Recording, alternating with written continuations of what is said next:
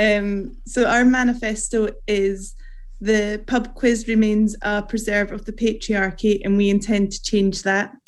And we recognise that women's activities are less likely to be rewarded, recorded, or remembered. Facts about women are less widely known and less likely to be shared. And then we want more women writing questions, more women in the questions, and more women answering the questions. Excellent.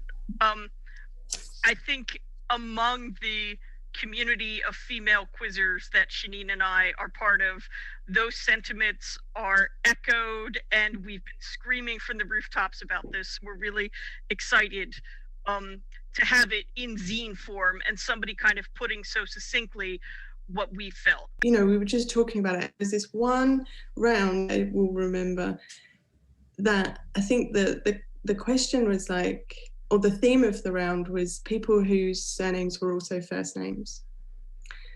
You know, but there was no Fiona Bruce or Jackie Kay or Mae Martin or Theresa May. It was every single one of all 10 was a man. And we were like, just so what we did was on our answer paper, we wrote as many women with surnames that were first names as we could. Do you remember, Claire? Yeah, we sort of bordered it, didn't we? Yeah, we wrote these names all over this answer sheet. And I think that was the moment where we were like, we're not just going to sit here and take this, like, and then we just started heckling. So I think like most kind of acts that come out of frustration, really, you know, and also by putting it in a zine and putting it out there, it was a way of doing something about it and not just getting pissed off and feeling disheartened. And we used to do that, and then we'd be like, oh, we're not going to that pub anymore, let's try different pubs. And we'd always go back because it was quite a good quiz and it was really hard. So it was a way of us like trying to make a change and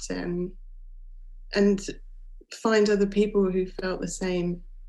Sort of the tagline is "Fight the patriarchy over 5 rounds," and there's 5 of us, so it's quite straightforward in that respect, that we'll split or do a round each and sort of confer with each other beforehand to make sure there's no overlap. And with that, you can kind of stick to themes or your own interests as well. And it's a really nice way of doing it, because what we've done pre-COVID was we'd all meet up and have, like, we'd call it a mini zine fest, and we'd have a weekend, usually at Alice's house, where we'd come with our questions and we'd read them out and sort of do our own mini quiz and then compile it basically all in 2 days. I mean, it was intense but really good fun. We'd bring our own food, you know, and sort of potluck dinners, lots and of share. We'd share the food. Share the food, yeah. So. But the thing, like, when we started to talk about writing the manifesto and thinking about how we were going to approach the zine, like we were talking about what was it about pub quizzes that make them this kind, you know, preserve of the patriarchy, as we call it. And in a way it's quite surprising, because the whole process of like being in a pub quiz team is so collaborative, and so like there's so much mutual support in it, and the way that we work together is not, it kind of fits more with like stereotypes of how women think and collaborate. And you kind of, when you know that someone is kind of knows it, like we're really good at that, encouraging them to remember what they know, rather than being like directly competitive with each other, you know. And that's a kind of way of thinking and collaborating that I think we associate more with women. Mm-hmm. I think that feeds into our zine as well, isn't it? It's a hugely collaborative process. And we're always looking for little snippets of pub history, because one of the little things we have is a short article about pub history.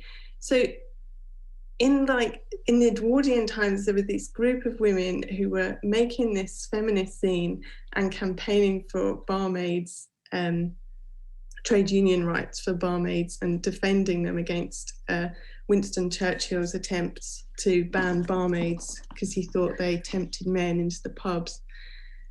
And I just like finding that was like, whoa, like nothing we're doing is new. Like there's these incredible trailblazers that no one will know, but obviously they will because they'll be in the zine. And then it's just stuff like that where you're like, God, I'm so glad we've got the zine because now I've got a place to put this. It's so good to just plant the seed like that as well with anyone, like especially in lockdown especially this like lockdown number 1 when there was like a definite influx in quizzes, whether family quizzes, friend quizzes on Zoom. I think with me being a contestant in the quiz, I definitely noticed that the quiz master or Maven would acknowledge that, and because of that fact that they would exactly just dig that little bit deeper if they had to, just because the seed had been planted and they were like, okay, well, what's my ratio here of women as an answer. Like, I think we're learning how to write questions and learning how to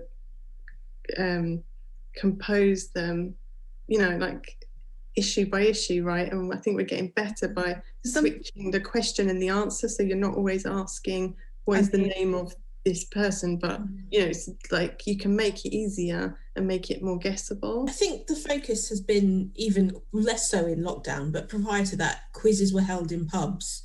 And what other more welcoming spaces are available to women, and is that something you've thought about? Is it very much a focus on, is it getting more women into the pub, or is it getting quiz out of the pub and into other spaces, and how do you do that? I think both. I mean, one of our like action, or we state like, so in every zine issue, as Alice was saying, we've got a small article about the history, like something to do with the public house and women in the public house or with alcohol.